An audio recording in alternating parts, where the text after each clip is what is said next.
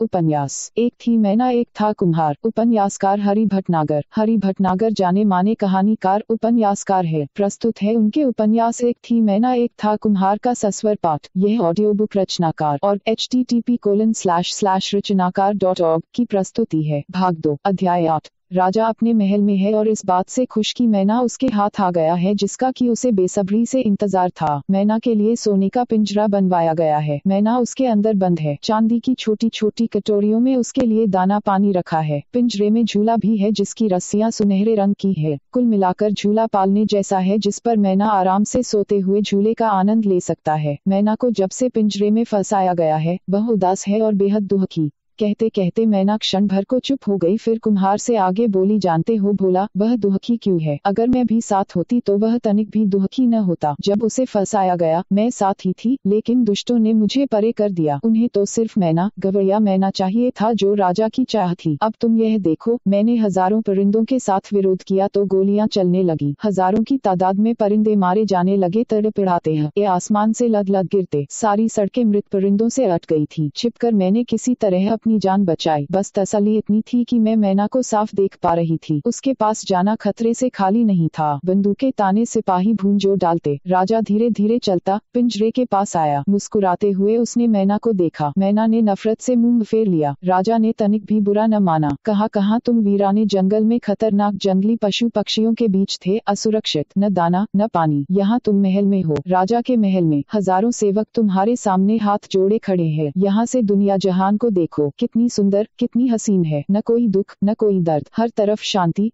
ऐसी शांति की सारी तकलीफें फना हो जाएं। तुम्हारे लिए हमने सोने का पिंजरा बनवाया है। ऐसा पिंजरा कहीं दूसरा न मिलेगा। कहने को यह पिंजरा है, लेकिन यह पूरा महल है। दुनिया के सबसे मीठे फल, दूध और मेवे और पानी ऐसा कि सीधे मेघों से लाया हुआ, पारदर्शी। महल की सारी बेगमें आपके सामने स्वागत में खड़ी है। तुम गाओ कि सब कुछ संगीतमय हो जाए, जैसा तुम जंगल में गाते थे उससे भी मीठा, पंचम स्वर में की त्राही त्राही मच जाए। मैं अपने सीने में निजा चुभ लूं। मैना ने प्रश्न किया, मुझे कैद क्यों किया गया है? राजा विनोद में बोला, आप कैद में नहीं, महल में है। फूलों की सेज पर, चांदनी के अंक पर, बादलों के पंख पर, हवाओं के लंक पर। मैना ने फिर प्रश्न किया, जब मैं महल में हूँ तो यह पिंजरा क्यों? पिंजरा तो आपका बिस्तरा है। आप महसूस करो कि आप पिंजरे में नहीं है तो आपको सचमुच लगने लगेगा कि आप पिंजरे में नहीं है। आप पहले आराम करें, फलों का सेवन करें, फिर संगीत की चर्चा होगी। राजा हंसा। मैना ने कहा, हमारी मैना को यहाँ बुला दें। राजा ने कहा, आपके अलावा यहाँ कोई दूसरा नहीं होगा। यह सब आसाइश सिर्फ आपके लिए, आपके सम्मान में है। मैना ने कहा, वह मैना कोई और नहीं, मेरी ब्याहता, मेरी घरैतिन है। राजा ने मुस्कुराहट के बीच कहा, अपनी पत्नी घरैतिन को भूल जाओ। कहता राजा अपने रनिवास में चला गया। रात घनी हो गई थी। महल धीरे धीरे अंधेरे में डूब गया। तड़के जब झीना झीना उजास झड़ रहा था, महल से शहनाई और ढोल की बहुत ही मध्यम सुरीली ध्वनि उठ रही थी। धीरे धीरे जब उजास फैला, रोशनी में सब साफ दिखने लगा। साजिंदे थे जो राजा को नींद से जगाने के लिए संगीत की स्वर लहरी छेड़े हुए थे। मैना पिंजरे के एक कोने में उदास बैठा है। उसे अपने पुराने दिन याद आने लगे। जब चूजा था, घोंसले के आसपास फुदकता था, फिर बड़ा हुआ और एक दिन ऐसा आया जब वह माँ बाप को छोड़कर उड़ा तो उड़ता ही चला गया। घने जंगल में उसकी मैना से भेंट हो गई। पहली नजर में प्यार और फिर दोनों जीवन सूत्र में बंध गए। घोंसले का निर्माण, हरतुओं के आगमन का आनंद और बहुत सारी बातें उसके स्मृति पटल पर तैर गईं।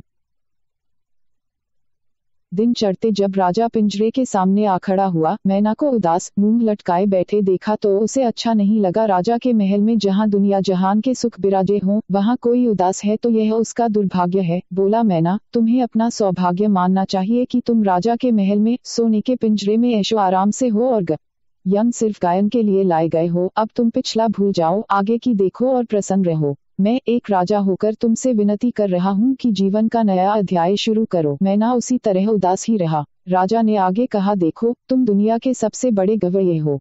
हम तुम्हारी कद्र करते हैं, तुम्हें राष्ट्रीय पक्षी घोषित करते हैं। मैना ने जबान खोली, आप कुछ भी करें, लेकिन मैं यहाँ एक पल भी रहना नहीं चाहता। मैं आजाद पंछी हूँ, आजाद रहना चाहता हूँ। राजा बोला, क्या तुम पिंजरे में आजाद नहीं हो? मैना व्यंग्य से हंसा, पिंजरा और आजादी, क्या मजाक है? पिंजरे में रहकर कोई भला आजाद रह सकता है? राजा ने कहा, आजादी तो एक सोच भर है, इसके आगे वह कुछ नहीं। कोई भला किसी को गुलाम बना सकता है? दरअसल गुलाम बनाकर एक तरह से वह खुद को गुलाम बना रहा होता है। इसलिए यह एक बेकार सी गैर जरूरी बात है, इस पर ज्यादा सोचना मूर्खता से ज्यादा कुछ नहीं। राजा ने ऐसी बहुत सारी दलीलें पेश की जिन्हें मैना ने सिरे से खारिज कर दी। फिर भी राजा को विश्वास था मैना उसकी बात मानेगा। इसी विश्वास के चलते वह मुस्कुराया और महल में चला गया। राजा के जाते ही मंत्री संतरी और वह नाटा गंजा आदमी मैना के पास आए। सभी मैना से आग्रह विनती सी कर रहे थे कि वह अब राजा के दरबार में है और उसका फायदा उठाए। अपने गायन से वह राजा को ऐसा खुश करे कि राजा उस पर अपना राजपाट निछावर कर दे। नाटा गंजा आदमी तो यहाँ तक हाथ जोड़कर विनती कर गया कि उसके कंठ में ऐसा जादू है कि दुनिया लूटी जा सकती है, तू सब कुछ लूट ले। मैना ने उसकी तरफ से मुंह फेर लिया, लेकिन वह नाटा गंजा आदमी अपनी बात जोरदारी से कहने से बाज नहीं आ रहा था। उसने यह भी कहा कि राजा काफी नेक इंसान है, वे कभी नाराज नहीं होते, तुम्हें एक न एक दिन जरूर मना लेंगे, देख लेना। उपन्यास एक थी मैना एक था कुम्हार। उपन्यासकार हरि भटनागर। अध्याय 9। तीसरे पहर राजा आया। मैना से कहा, तुम इतने बड़े कलाकार हो कि दुनिया तुम्हारा लोहा मानती है। तुम्हें अपने फन का आदर करना चाहिए और खूब खुश होकर गाना चाहिए। मैना ने जवाब दिया, मैं अपने फन का अनादर नहीं कर रहा हूँ, दरअसल देखा जाए तो आप मेरे फन का अनादर कर रहे हैं। वह कैसे? राजा ने अचंभित होते हुए पूछा। मुझे पिंजरे में कैद करके। राजा हंसा। पिंजरा तो आपका सिंहासन है, सेज है, मंच है, आखिर उसे गलत क्यों मानते हो? वह आपके लिए होगा, मैं इसे काल कोठरी मानता हूँ। अगर आपको खुले में रखा जाए तो आप खुश रहोगे। नहीं, मैं आपके पास किसी भी तरह नहीं रहना चाहता। आपका खुलापन भी कैद है, पैरों की बेड़िया है। राजा अपमान की स्थिति में भी सहज और मुस्कुराता रहता था। यह उसकी खासियत थी। क्रोध मुस्कुराहट की ओट में रहता था। कोई जान भी ले तो क्रोध दिखता नहीं था, मुस्कुराहट दिखती थी, भोलापन दिखता था। मैना की बात ने राजा को घोर अपमान की स्थिति में ला दिया था। अंदर ही अंदर राजा क्रोध से आग बबूला हो गया, लेकिन उसने जब्त किया, सहजता से मुस्कुराता रहा। यकायक उसने मंत्री संतरियों को अपने पास बुलाया। मंत्री संतरी कोनिश बजाते हुए राजा के सामने आ खड़े हुए। सबको देखकर राजा मुस्कुराया, बोला, ये मैना तो महल सोने के पिंजरे में रहना नहीं चाहता, खुले में भी इसे रहना पसंद नहीं। अब ये कलाकार ठहरा, इसका सम्मान होना चाहिए। मैं राजा हूँ, किसी का अपमान भला क्यों करूँ? किसी को जबरन बंधक भी भला कैसे बना सकते हैं? यह मेरे और राज्य के उसूलों के खिलाफ बात होगी।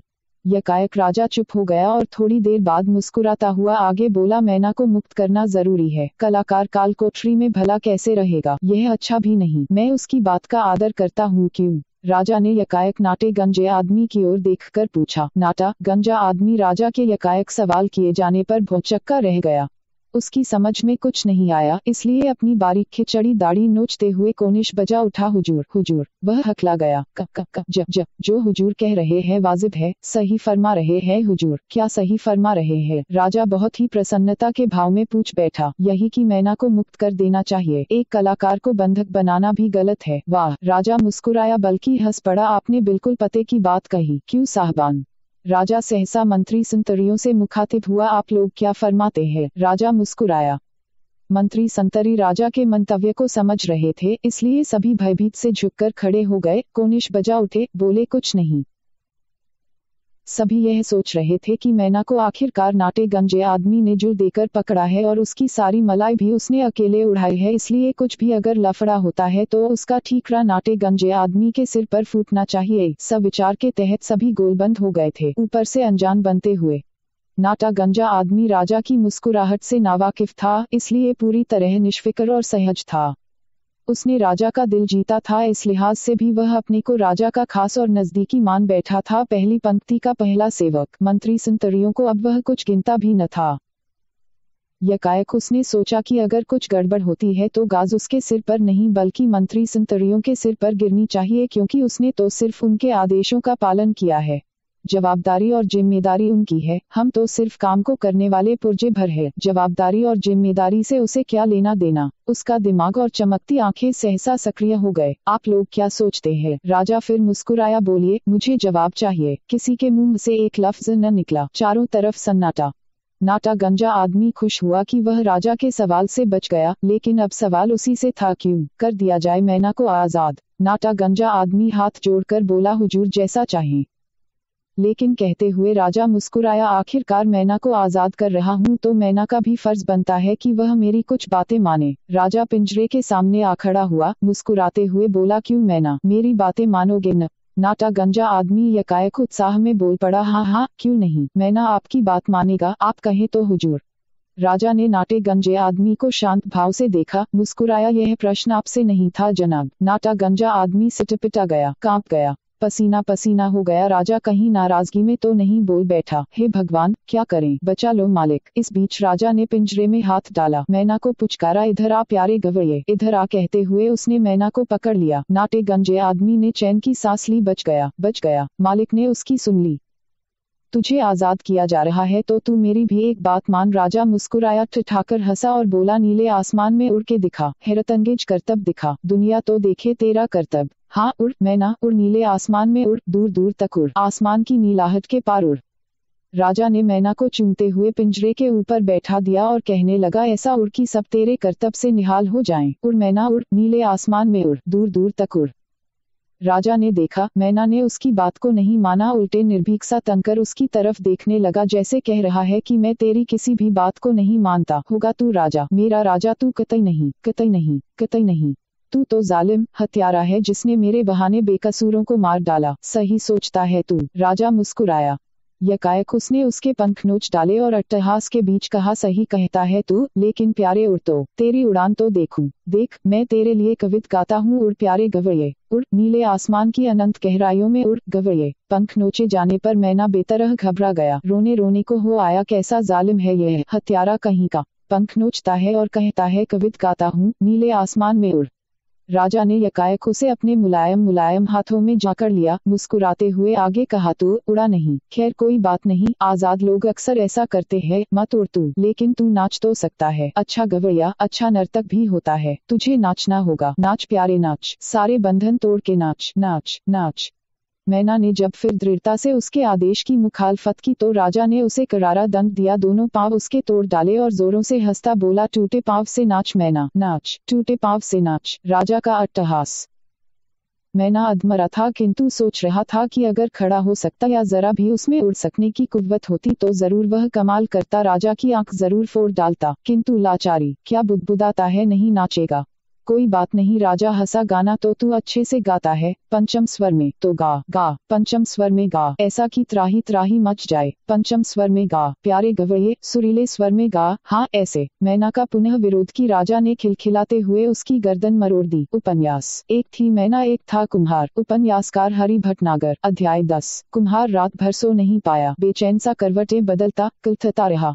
पत्नी ने उसे कई बार टोका जिसका उसने जवाब नहीं दिया। उसके दिमाग में मैना की पीड़ा थी जो उसने सुनाई थी, एक एक बात उसे छेद सी गई। कैसा जालिम राजा था जिसने क्रूरता की हद पार कर दी।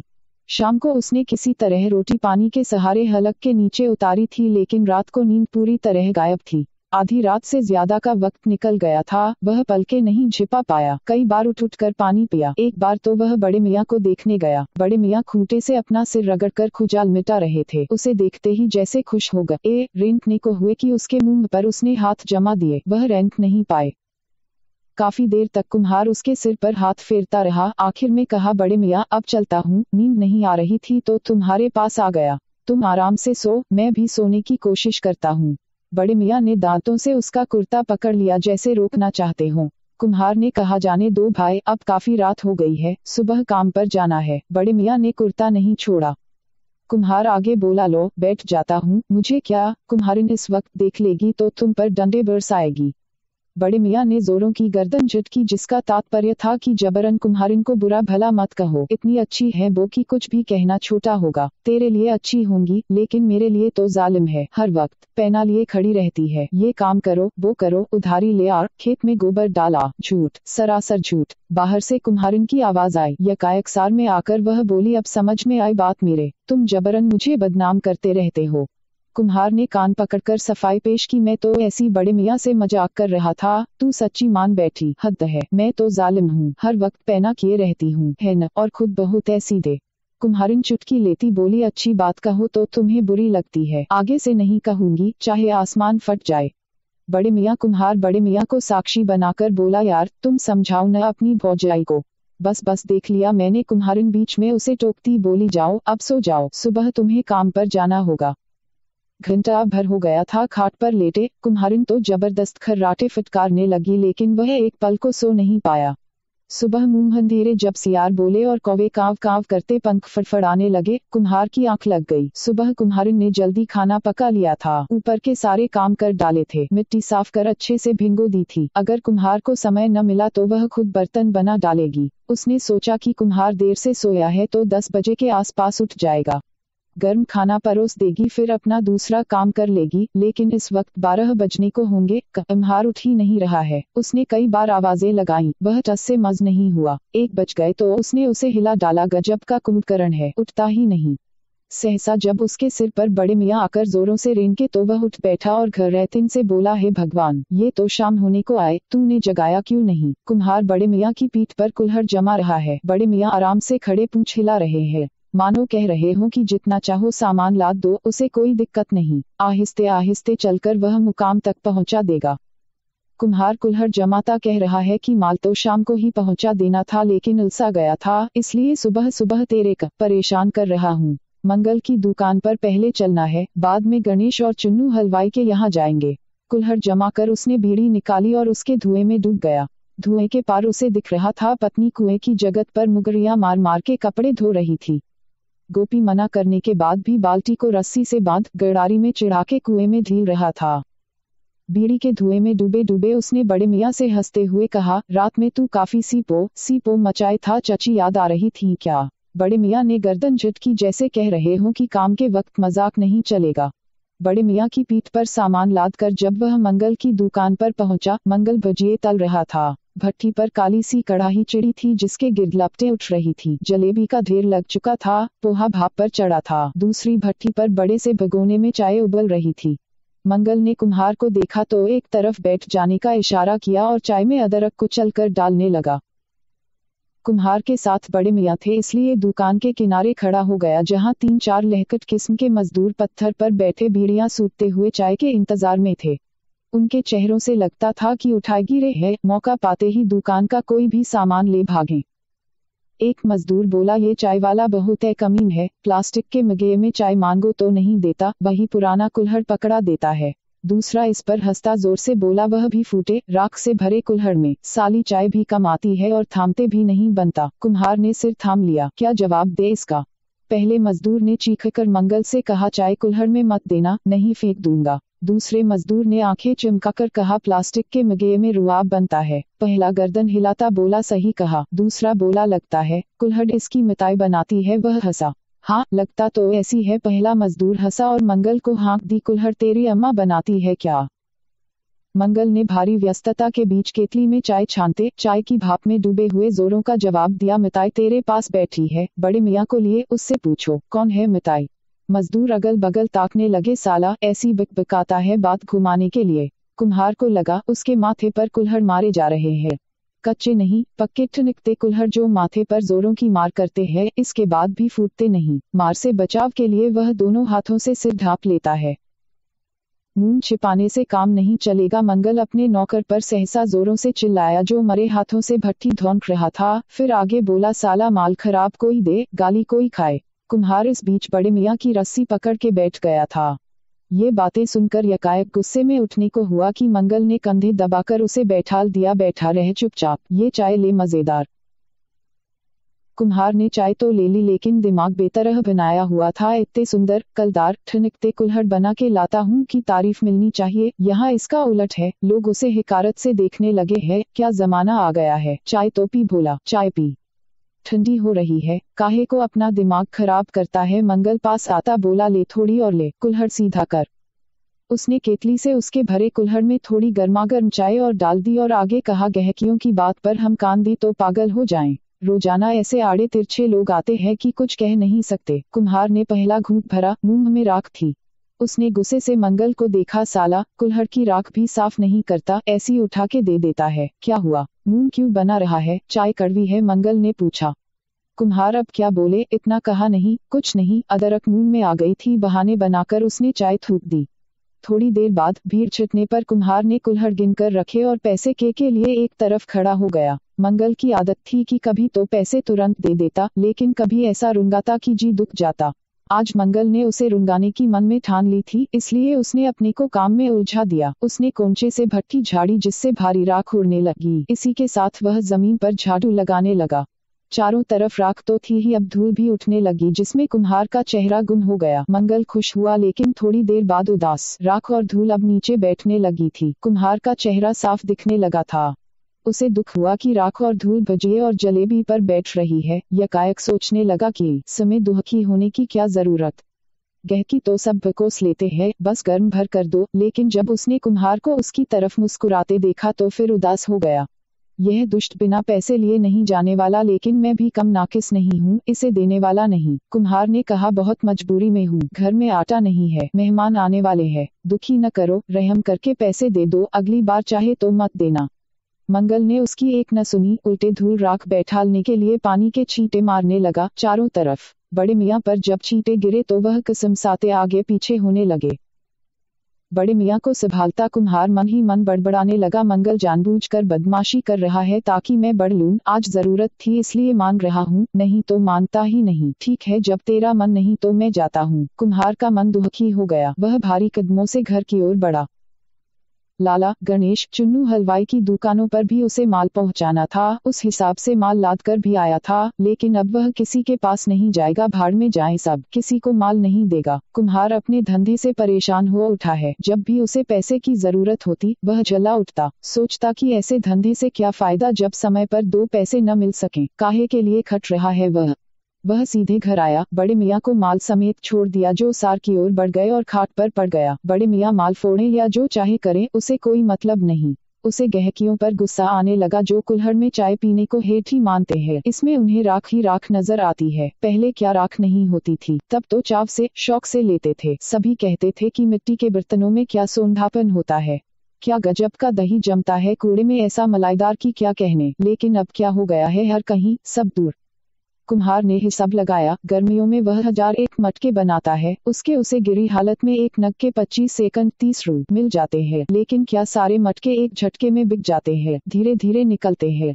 गली गली, बाजार बाजार हाँक लगानी पड़ती है, तब कहीं पूरे सीजन में बिक पाते हैं। इस तरह जो पैसा आता है वह फुर से उड़ जाता है। सकोरे, कुल्हड़ गुल्लक से क्या हाथ लगता है। गिनी बोटियां और नपा शोरबा, उसे हंसी छूटी। गिनी बोटियां और नपा शोरबा भी मिल जाए तब भी तस्कीन रहे। यहाँ तो वह भी नसीब नहीं, इससे भी महरूम हो रहे हैं। मिट्टी का पैसा अलग लगता है, पटवारी और बाबू अलग नोचते हैं। बुरी हालत है। बड़े मियाँ बेचारे बाहर से चर आते हैं, घर का दाना उन्हें नसीब नहीं, फिर भी कोई शिकायत नहीं, हर हाल में खुश। पत्नी के तन पर चीथड़े, मेरे तन पर चीथड़े, गोपी के तन पर चीथड़े, ऐसे में कुम्हारी में लगे हुए हैं। पूरा घर भिड़ा है। मिल क्या रहा है? पैसे मांगो तो आज नहीं कल आओ। उस पर गहकियों का नाटक देख ही रहे हो। खेती का हाल ये है कि खेत परती पड़ गए हैं, अब उनमें कुछ होने से रहा। ऐसे में क्या करे वह? सर फोड़ ले। सर फोड़ने से भी मामला सुलझता तो वह करने को तैयार है। पत्नी हाट से लौटी थी, उसे खाट पर दुहकी पड़े देखा तो बोली, क्या हो गया, मुंह क्यों लटकाए हो? वह चुप। करवट ले ली। अरे बोलते क्यों नहीं, क्या हुआ? वह चुप। उठकर आंगन की ओर बढ़ने लगा। पत्नी पीछे पीछे बेड़ी, क्या हुआ, बोलो तो सही। मुझे नहीं बतलाओगे तो किसे बतलाओगे? लंगड़ी को। लंगड़ी का जिक्र आते ही अचानक उसके चेहरे पर हास्य की लालिमा फैल गई। तो ये बात है, लंगड़ी ने दिल तोड़ा है हमारे कुम्हार का। लाओ तो गोपी लट, अभी देखते हैं लंगड़ी को। कुम्हार बोला, जले पर नमक न छिड़को, कहता वह बाहर को निकल गया। कुम्हारिन बड़े मियाँ को देखकर बोली, हाय दया, सामान तक नहीं उतारा, सब बर्बाद कर देगा ये। कुम्हार ने बीड़ी जलाते हुए सोचा कि आए दिन की किटकिट से बचने के लिए अब उसे नए जमाने के हिसाब से चलना ही होगा। पत्नी भी कह कह के हार गई। आखिर कब तक फजीहत झेलें? ये तो हद है। उसे तो बहुत पहले ही यह सोच लेना चाहिए था। खैर कोई बात नहीं, देर आए दुरुस्त आए।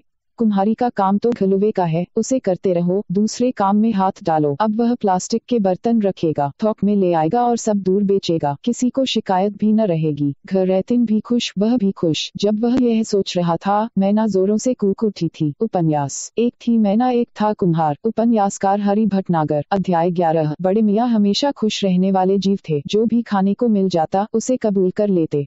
सोचते कि भगवान को जो मंजूर है वही खाने को मिलेगा, नहीं लट तो धरा है, जो चाहे धुंक दे। खुली पीठ नंगे पांव जहाँ चाहो लट बरसाओ। अपने को वह खुशनसीब मानता कि शायद ही उसे कभी लट पड़े हों। जब वह कुम्हार कुम्हारिन के इशारों पर दौड़ता है तो लट किस लिए? लट तो उनके लिए है जो हरामखोर होते हैं और मालिक को तंग करते रहते हैं। अपन तो मालिक के गुलाम है। मालिक कहे तो कुएं में कूद जाएं, नदिया में छलांग लगा दें, इतना रेंकू कि लोगों की नींद हराम हो जाए। बड़े मियाँ इस बात से अक्सर खुश होते कि उनके सीपो की गुहार से लोग भारी प्रसन्न होते हैं, इसलिए वे अक्सर रह रहे सीपो की लंबी गुहार लगा देते। उनकी सीपो पर घर में सबसे ज्यादा जो प्रसन्न होता वह गोपी था। सीपो की लंबी टेर पर एक दिन कुम्हारिन ने बड़े मियाँ से पूछा, सीपो से क्या तू अपनी गधी को याद करता है? बड़े मियाँ बोले, कुछ नहीं, लेकिन इस विषय पर सोचने जरूर लग गए।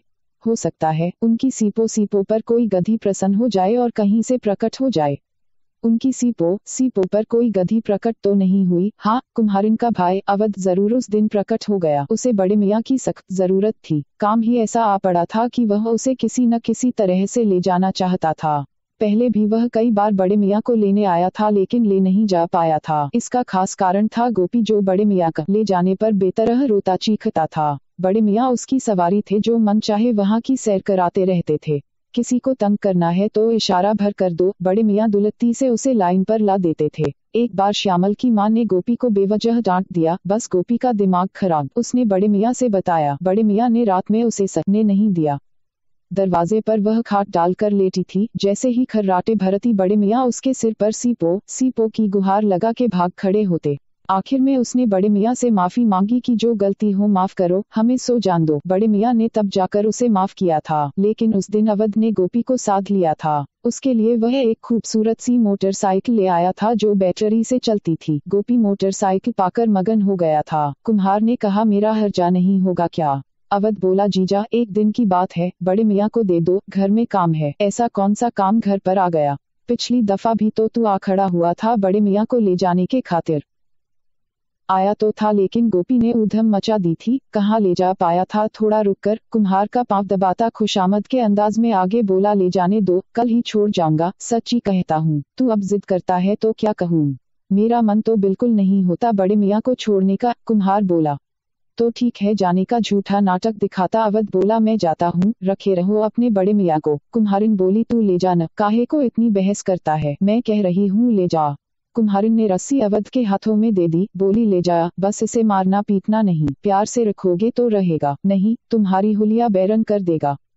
अवध का गांव नदी पार 5 पीर के आगे था, जिसके लिए नदी के एक बड़े से रपटे को पार करके जाना होता था। इसके पहले गोपाल बाबा का पुल था, जिसके बगल से सीधी ढलान है। ढलान से आप उतरे तो सामने नाला दिखेगा, बस उसी के बगल बगल चलते जाएं, आप गोला घाट पहुंच जाएंगे। दूर से ही आपको डलिया या मौनी बनाने वालों के डेरे दिख जाएंगे और छोटे बड़े आकार के बांसों के जगह जगह रखे झुरमुट। बस इन्हें पार करते ही आप अपने को रपटे पर खड़ा पाएंगे। बड़े मियाँ आगे बढ़े, पीछे जीप से चिटकारा देता अवध था, बंदी और पाजामा पहने, पांवों में चिमरौधा जूता डाटे, कंधे पर लाल गमछा।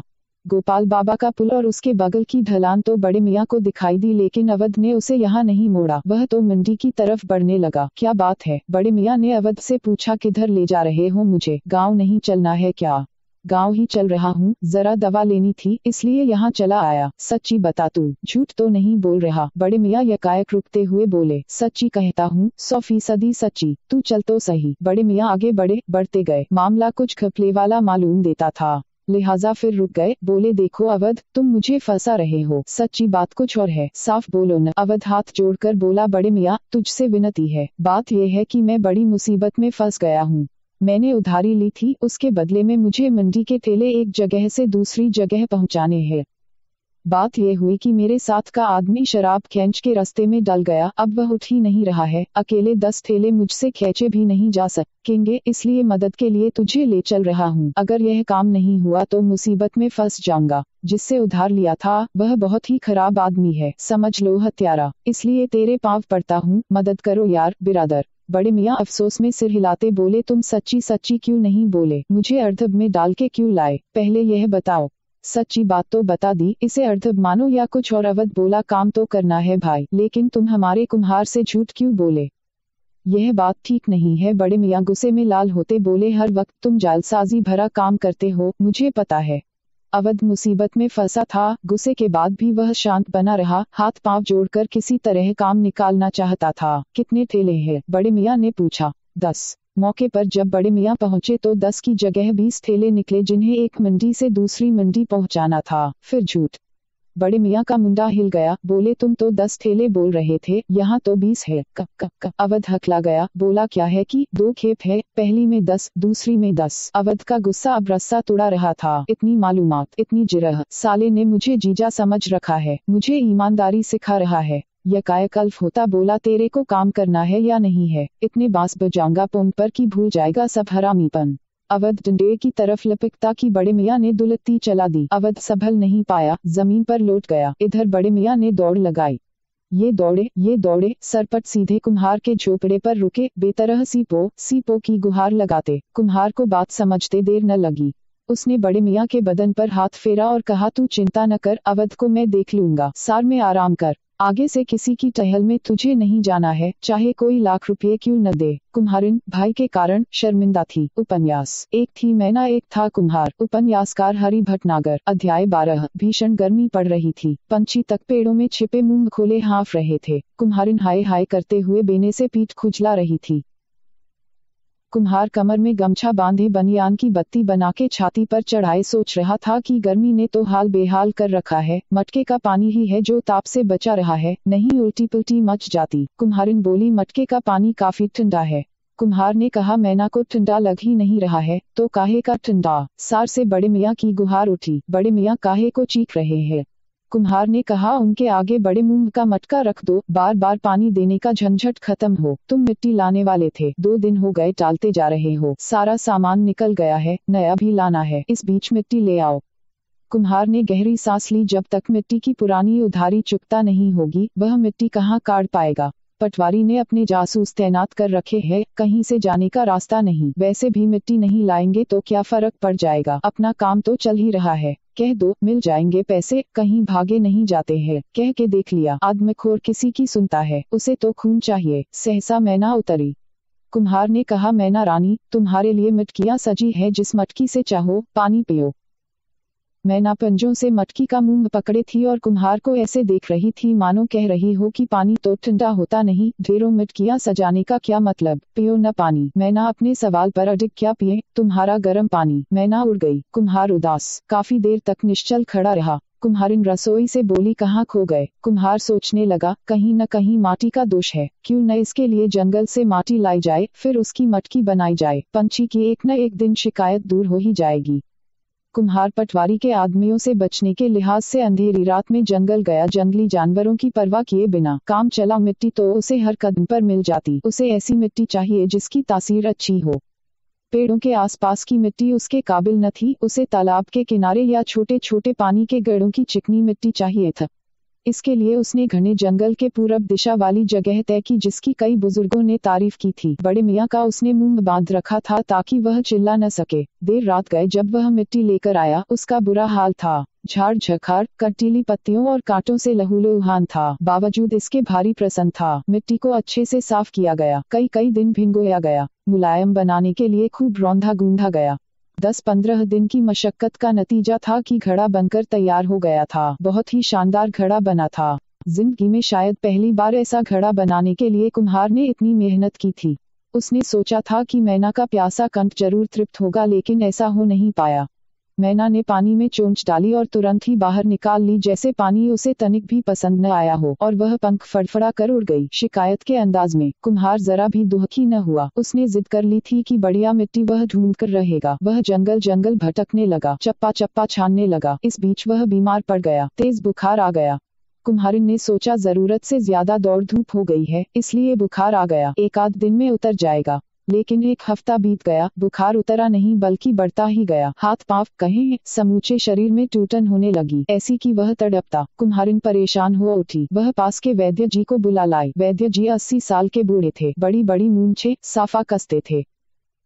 कुम्हार की नब्ज पर उंगली रखे काफी देर तक आंखें मींचे रहे, फिर आंखें मींचे ही बोले, घबराने की कोई जरूरत नहीं, थकान से बुखार आया है, उतर जाएगा।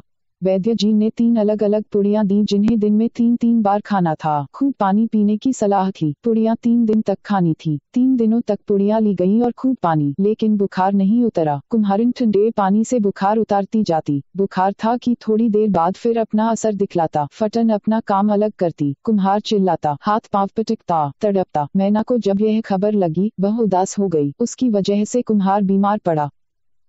सुबह जब कुम्हारिन कुएं से पानी खींच रही थी, कुम्हार को बेतरह बेचैनी महसूस हुई। लगा चारों तरफ से हवा बंद कर दी गई है जिससे उसका दम घुट जाएगा। सहसा उसे हल्की हल्की हवा का एहसास हुआ, जैसे कोई बेना जल रहा हो। पलटकर देखा, मैना थी जो सिरहाने बैठी पंखों से उस पर हवा कर रही थी। कुम्हार की आंखों से आंसू चू पड़े। उठकर बैठता बोला, मैना रानी, तुम क्यों परेशान होती हो? मैना कुछ नहीं बोली, हवा करती रही।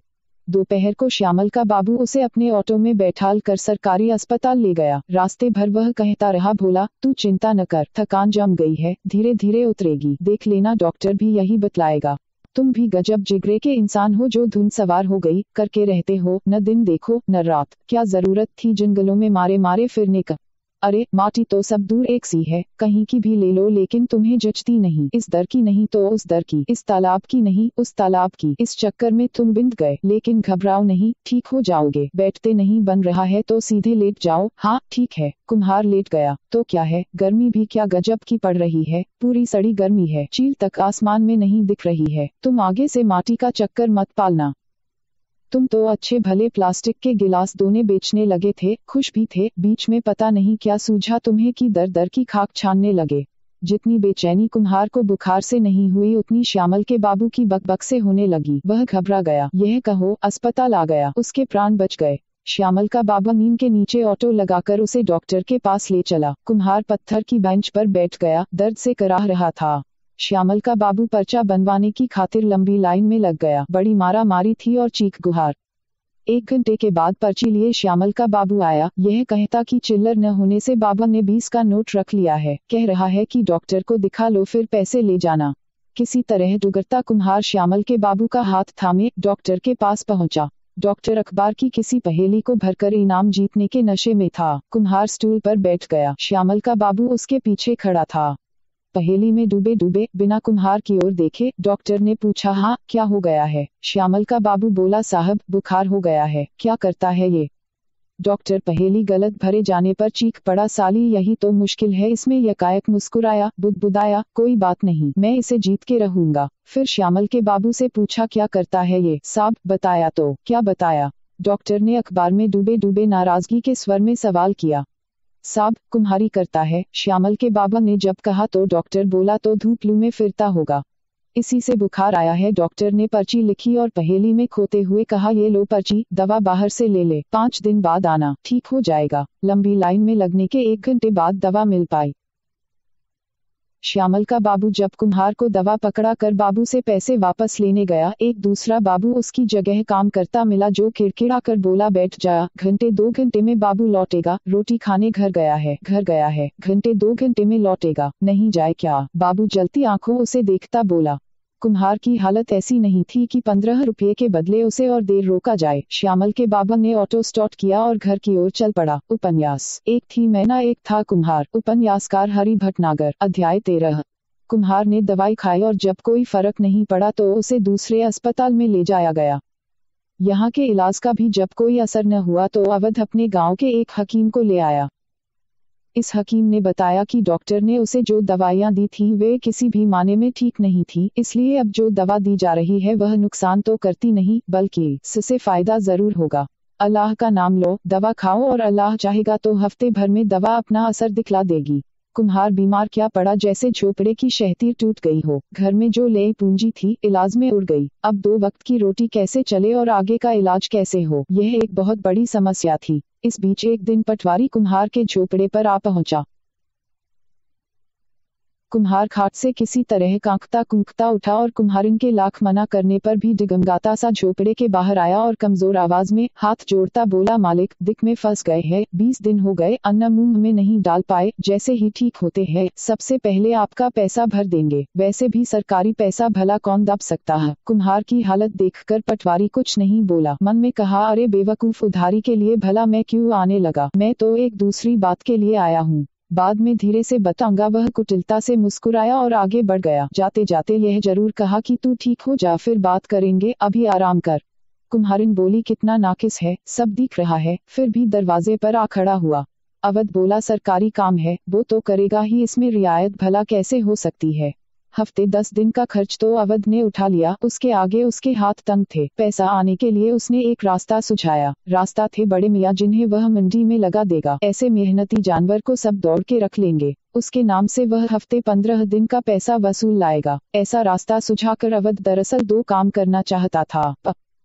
हला एक तो वह जीजा की सच्चे मन से मदद करना चाहता था, दूसरा बड़े मियाँ को ठिकाने लगाना चाहता था जिसने उसे उस दिन कहीं का न छोड़ा था। कुम्हार अंदर ही अंदर खुश हुआ, लेकिन ऊपर से उसने सख्ती बनाए रखी। बोला, बात तो तेरी सही है, लेकिन बड़े मियाँ को तू मारे पीटेगा तो नहीं? क्यों मारे पीटेगा? कुम्हारिन बीच में बोल पड़ी। कोई बावला है क्या? कुम्हार ने कुम्हारिन को ऐसे देखा जैसे कह रहा हो कि तू पिछली बार की बात भूल गई है क्या? कराहते हुए उसने सिर्फ इतना कहा, मैं कोई शिकायत नहीं कर रहा, इतना कहता हूँ कि उससे प्यार से काम लो तो वह जान तक दे देगा। अवध निरीह भाव से बोला, मैं इतना कमीन भी नहीं जीजा कि बड़े मियाँ को जबरन तंग करूँ।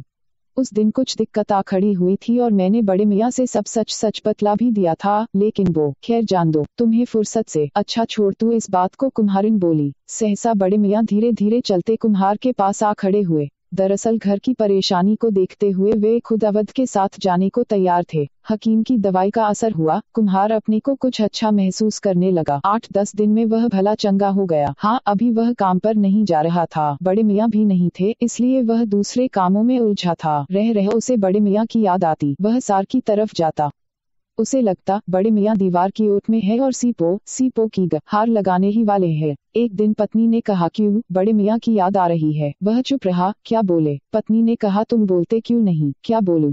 देखो, बड़े मियाँ को देने से कुछ तो मदद मिली, ये मानते हो कि नहीं? मानता हूँ। फिर उसका रंज मत पालो। कोई रंज नहीं है, तू काहे ऐसा सोचती है? मैं तो ऐसी सार में आया था। सार में तू रह आता है और टेसुए धरकाता रहता है, क्या मैं समझती नहीं? कुम्हार से रहा नहीं गया। बोला, अब तू क्या चाहती है कि मैं उसे याद भी न करूं, मन से निकाल दूं? हे भगवान, मैं ऐसा क्यों कहने लगी? अभी अभी बीमारी से उठे हो, रंज संताप पालोगे तो कोई दूसरी बीमारी पकड़ लेगी, इसलिए मैं सरेख रही थी। जी, श्यामल की माँ की आवाज थी। कुम्हारिन आंगन से निकलकर उसकी तरफ बढ़ गई। गजब की औरत है, मन की बात ताड़ लेती है। आंगन में खड़ा खड़ा मुस्कुराता वह सोच रहा था, तभी सड़क पर गाड़ियों के शोर से यकायक ध्यान आया कि सुबह सुबह लाल बत्ती की गाड़ियां बस्ती में क्यों घूम रही थी। सबसे पीछे जीप थी जिसमें पटवारी और बाबू थे। कुम्हार इन दोनों को खूब अच्छे से जानता है। इस वक्त दोनों काफी चौकस दिख रहे थे। उनकी निगाहें आगे जाती गाड़ियों पर जमी थी। गाड़ियां बस्ती में इधर से उधर जाती रहीं। यकायक उसके झोपड़े से थोड़ी ही दूरी पर गाड़ियों का काफिला रुक गया था। सारे लोग उतर पड़े थे। सबसे आगे की गाड़ी में जो साहब बैठा था, शायद वह बड़ा साहब था। तभी सारे अफसरान उसके सामने विनीत भाव से झुके खड़े थे। सबसे पीछे पटवारी और बाबू थे। उसी वक्त श्यामल का बाबू सके पास आ खड़ा हुआ और फुसफुसाकर बोला था, कलेक्टर साहब है, यहाँ का मुआयना कर रहे हैं। सुना है पास में कहीं फैक्ट्री डलने वाली है, उसी चक्कर में यहाँ आए हैं। सहसा पटवारी फुर्ती से दौड़ता हुआ सा बड़े साहब के सामने आ खड़ा हुआ। बड़े साहब ने पटवारी को तलब किया था। बड़े साहब नीम के विशाल पेड़, कुम्हार के झोपड़े, बड़े भारी कुएं, उसकी गड़ारियों और सामने खाली पड़ी जमीन, चाक और मिट्टी के बर्तनों के ढेर को भारी उत्सुकता बल्कि लुब्ध निगाहों से देख रहे थे। आसपास के झोपड़ों और उनके आगे की जमीनों को भी उन्होंने इसी भाव से देखा और अंदर ही अंदर प्रसन्न थे। सहसा हाथ जोड़े सामने खड़े पटवारी से उन्होंने कुछ पूछा। पटवारी ने बहुत ही आदर भाव से झुककर जवाब दिया। सुनाई कुछ नहीं पड़ रहा था, हाव भाव से लग रहा था कि सवाल जवाब चल रहे हैं। सहसा तेजी से चलकर बड़े साहब गाड़ी की ओर बढ़े। सारे अफसरान अपनी अपनी गाड़ियों की ओर दौड़े। बड़े साहब की गाड़ी आगे बढ़ी, उसके पीछे सारी गाड़ियां चल पड़ी। पटवारी और बाबू भी दौड़कर जीप में जा बैठे और जीप सबसे पीछे थी। श्यामल के बाबा ने मुंह बिचकाया, कहा, सरकारी चोंचले है, कुछ होना हवाना नहीं है। तुम्हें क्या लगता है भोला? उसने भोला से सवाल किया। हमारी तो कुछ समझ में नहीं आ रहा है, हमें तो लग रहा है शायद यहीं कहीं फैक्ट्री लगेगी। कुम्हार सचेत हुआ, बोला, यहाँ कैसे लगेगी, कोई सरकारी जमीन तो है नहीं। हाँ, ये बात तो है, लेकिन बड़े साहब जो चाहे कर सकते हैं। पत्नी की हाँक पर श्यामल का बाबू धीरे धीरे चलता अपने झोपड़े की ओर बढ़ गया। कुम्हारिन भी खाने के लिए कुम्हार को अगोर रही थी। कुम्हार हाथ पांव धोने कुएं पर गया। थोड़ी देर बाद वह गर्म गर्म रोटियां खा रहा था और चूल्हे के अंगार को गौर से देखता हुआ सोच रहा था कि कहीं कुछ गड़बड़ है। तभी बड़े साहब दौरे पर निकले थे।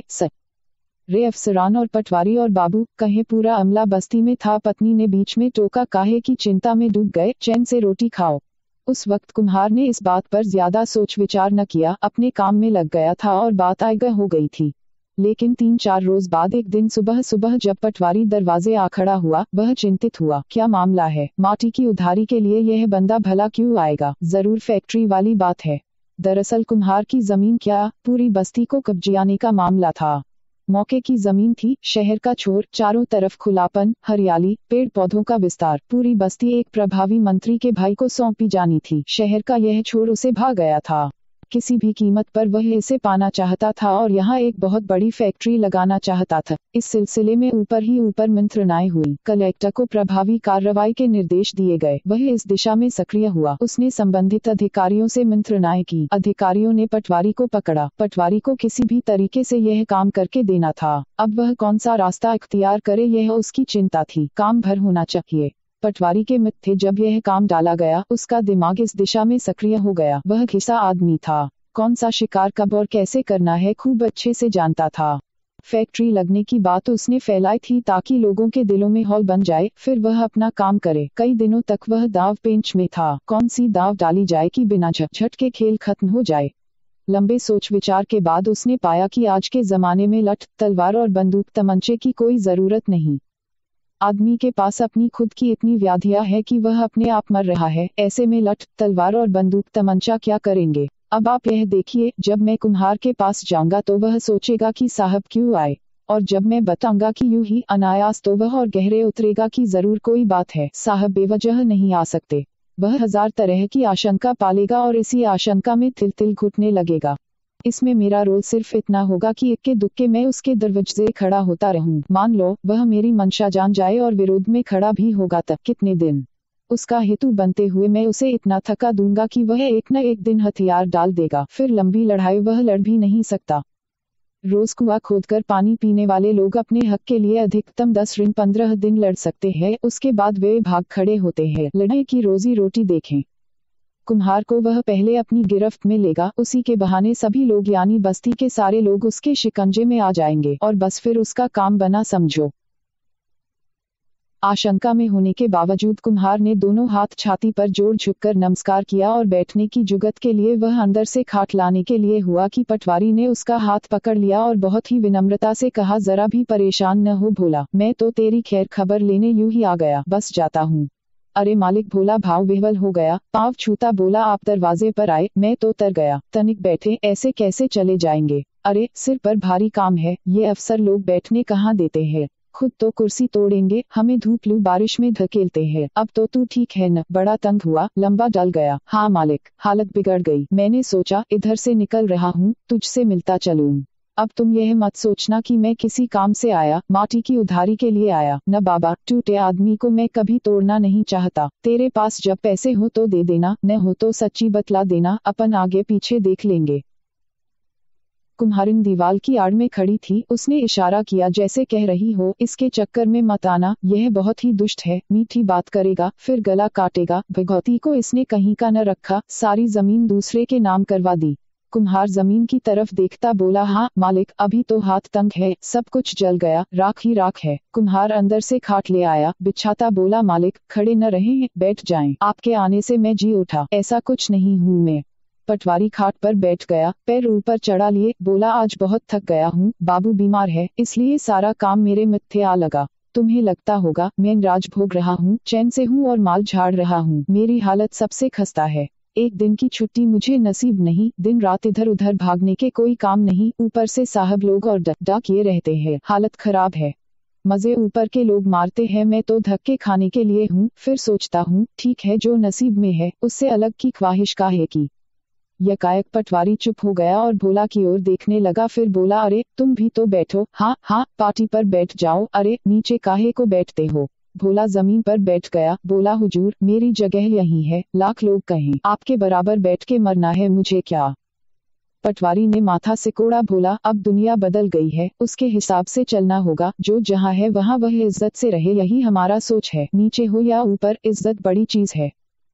कुम्हारिन फिर दिखी, जो उसे कड़ी नजरों से देख रही थी, गोया कह रही हो, मेरी बात की अनसुनी कर रहे हो, जान दे पटवारी को, फिर बतलाती हूँ तुझे। भोला ने कुम्हारिन की तरफ पीट कर ली, लो अब जैसा चाहो देखो, परवाह नहीं मुझे। यकायक उसके मन में आशंका उठ खड़ी हुई जो पटवारी के आने पर हुई थी।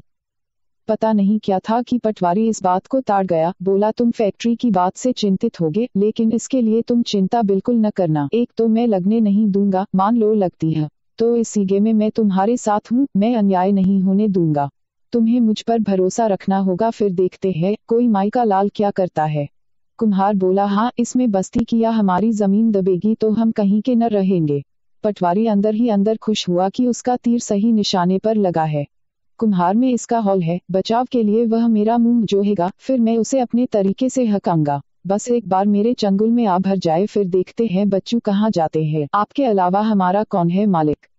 कुम्हार हाथ जोड़े बोल रहा था, आप जैसा कहेंगे हम वैसा करेंगे, बस हमारी जमीन नहीं जानी चाहिए। बस तू अब चिंता छोड़, मैं सब देख लूंगा, कहकर पटवारी चारों तरफ देखने लगा। कितनी गजब की जमीन है, पूरी बस्ती ही कमाल है, भाग्यशाली है जो इस बस्ती को पाएगा। थोड़ी देर और बैठा वह इधर उधर की बातें करता रहा, फिर किसी बात की चिंता न करना, मैं तेरे पीछे हूँ, देख लूंगा, कहकर चला गया। पटवारी के जाते ही कुम्हारिन ने पूछा, क्या कह रहा था पटवारी? कुम्हार ने जमीन वाली बात छुपा ली, कहा, कुछ नहीं, ऐसी आए थे हाल चाल लेने। मुझे तो ऐसा नहीं लगता, जरूर कुछ गड़बड़ है, तुझे तो हर चीज में छेद नजर आता है। सच्ची कहूँ तो तुम तिड़कने लगते हो। कुम्हारिन बोली, ये ऐसी नहीं आया था तुम्हारी खैर खबर लेने, ये चिट्टा बदमाश है, हत्यारा, लुटेरा, भगौती, इसी के नाम से कुएं में कूदा और जान गंवा बैठा। तुम उसे भूल जाओ तो बड़ी गलती करोगे। मैं कहीं जाती नहीं, ये नीच एक न एक दिन जरूर गड़बड़ करेगा। कुम्हार आशंका के बाद भी पराजित भाव से गहरी सांस छोड़ता बोला, मुझे तो ऐसा नहीं लगता, तू सोचती है तो तुझे ऐसा करने से हिर भी नहीं रहा हूँ। कुम्हारिन को सहसा चूल्हे पर चढ़े अदहन की याद हो आई और वह सपाटे से झोपड़े में घुस गई। कुम्हार सोच में पड़ गया, जरूर कहीं न कहीं गड़बड़ है। उसने गहरी सांस ली, क्या करें। आज उसका मन लाला की दुकान पर मन बहलाव के लिहाज से जाने का हो रहा था। यकायक दुखी हो गया और उसने जाने का इरादा बदल दिया और अन्ना सा खाट पर बैठ गया। फिर हे भगवान कहकर लेट गया।